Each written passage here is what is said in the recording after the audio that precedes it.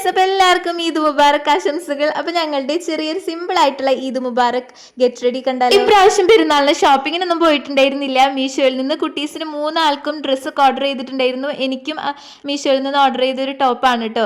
അങ്ങനെ ബാഗൊക്കെയുള്ള ഡ്രസ്സ് കിട്ടിയപ്പോൾ ആൾക്കാർ ഭയങ്കര ഹാപ്പിയാണ് കേട്ടോ. അങ്ങനെ 3 ആൾക്കും ഡ്രസ്സൊക്കെ ഇടിച്ചു. പിന്നെ കാലത്ത് കുളി കഴിഞ്ഞപ്പോൾ തന്നെ കണ്ണൊക്കെ എഴുതി, കാരണം പിന്നെ അതിന് നിന്നില്ല. പിന്നെ കുറച്ച് പൗഡറൊക്കെ ഇട്ട് കൊടുത്തിട്ടുണ്ട്, മുടിയൊക്കെ കെട്ടി കൊടുത്ത് സെറ്റ് ചെയ്ത്. അങ്ങനെ 3 ഒരുക്കങ്ങളൊക്കെ കഴിഞ്ഞപ്പോൾ ഞാനും ഡ്രസ്സൊക്കെ മാറി. ഇത് ബേബി ക്രീമാണ് നിങ്ങൾ വിചാരിക്കും, പക്ഷേ എൻ്റെ ഫൗണ്ടേഷനാണ് ഗൈസ്. ഫൗണ്ടേഷൻ വീക്കി പൊട്ടിച്ചിട്ട് അതിൽ നിന്ന് ഞാൻ ബേബി ക്രീമിക്ക് ആക്കിയതാണ് കേട്ടോ.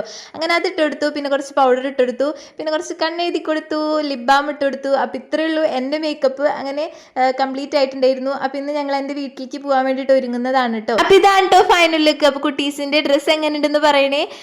ഇനി അടുത്ത പെരുന്നാളിന് ഒരാളും കൂടി ഒരുങ്ങാനുണ്ടാവും. അപ്പം അത്രേ ഉള്ളൂ. ടാറ്റാ.